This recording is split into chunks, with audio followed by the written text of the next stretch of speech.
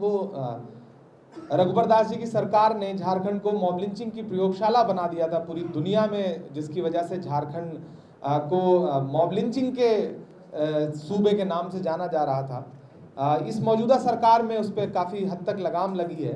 तो हमारी जो एक प्रमुख मांग थी वो ये थी कि मॉब लिंचिंग के खिलाफ जल्द से जल्द एक कड़ा कानून बनाया जाए, जिससे इस तरह की घटनाओं पर रोक लग सके और प्रदेश की बदनामी पर रोक लगे। मुख्यमंत्री जी ने इस पर सहमति जताई है और उन्होंने कहा है कि जल्दी ही ऐसा एक कानून जो है इस सूबे को देने जा रहे हैं। दूसरी हमारी एक प्रमुख मांग थी कि उर्दू एकेडमी का गठन होना चाहिए, क्योंकि राज्य के बंटवारे के बाद जो जो चीज़ें बिहार में थीं वो चीज़ें झारखंड में एज इट इज़ एडॉप्ट की जानी चाहिए थी। तो एक वो प्रमुख मांग थी जिस पर उन्होंने सहमति जताई। एक हमारी प्रमुख मांग है मदरसा बोर्ड के गठन की, उस पर भी माननीय मुख्यमंत्री जी ने सहमति जताई है। और कांग्रेस पार्टी बतौर सहयोगी दल इस सरकार की मजबूती और इस सरकार को ताकत देने का काम कर रहा है। देश के परिवार की शुरू से मैं मदद करता रहा हूँ। रही आर्थिक तौर पे बात, तो मैंने खुद क्राउड फंडिंग करवा करके उस परिवार की बहुत बड़ी मदद करवाई है। सरकार ने जो वादे किए थे उसको लेकर के कल हमारी सामूहिक रूप से, किसी व्यक्ति विशेष के लिए नहीं बल्कि मॉब लिंचिंग के शिकार सारे परिवारों को लेकर के मुख्यमंत्री जी से बहुत सार्थक बातचीत हुई है। और एक आध महीने के अंदर आप ये देखेंगे, आपको खबरों के जरिए जानने को मिलेगा कि झारखंड की सरकार ने मॉब लिंचिंग के खिलाफ न सिर्फ उन परिवारों को सहायता देने की बात को स्वीकार किया है, बल्कि कानून भी बन करके वो पटल पर आ जाएगा। ये हम आपसे वादा कर रहे हैं बहुत जल्द से जल्द। हैं शुरू से सारे झूठे हैं।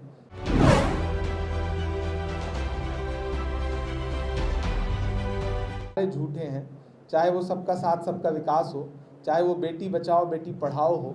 आप सारे नारों की हकीकत धीरे धीरे देखती जा रही हैं। एक जो उनका सबसे बड़ा नारा था जिस पर सरकार बनी कि बहुत हुई महंगाई की मार, अब की बार मोदी सरकार, उस नारे की जो धज्जियां उन्होंने खुद उड़ाई हैं पिछले 7 साल में कि पेट्रोल जो है वो 60 रुपये से 100 रुपये पार कर गया। गैस सिलेंडर, आप चूंकि महिला हैं तो आप इस बात को समझ सकती हैं कि गृहस्थी कितनी मुश्किल हो गई है। रसोई गैस जो है वो 1000 रुपये के पास पहुंच गई है। रसोई का तेल जो है वो 200 रुपये पार कर गया है। दाल चावल जितने भी खाने पीने के सामान हैं उनकी महंगाई आप देख रही हैं। तो मोदी जी के सारे जुमले, उनके 15 लाख के दावे की तरह सारे जुमले झूठे हैं। तो सबका साथ सबका विकास तो उनके एजेंडे में था ही नहीं। वो सिर्फ और सिर्फ एक ख्याली पुलाव और लोगों को सिर्फ एक जुमला देने का वाक्य था, और वो पूरी तरह से झूठा है।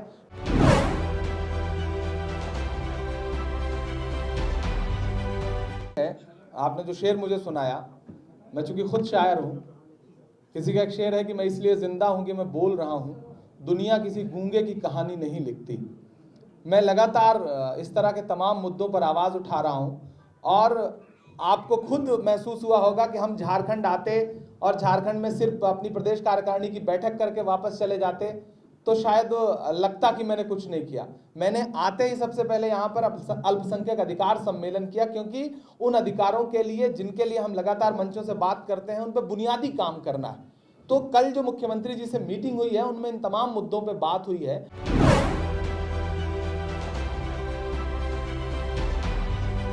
बिल्कुल खड़ा होना चाहिए, क्योंकि उनके बेटे के साथ नाइंसाफी हो रही है।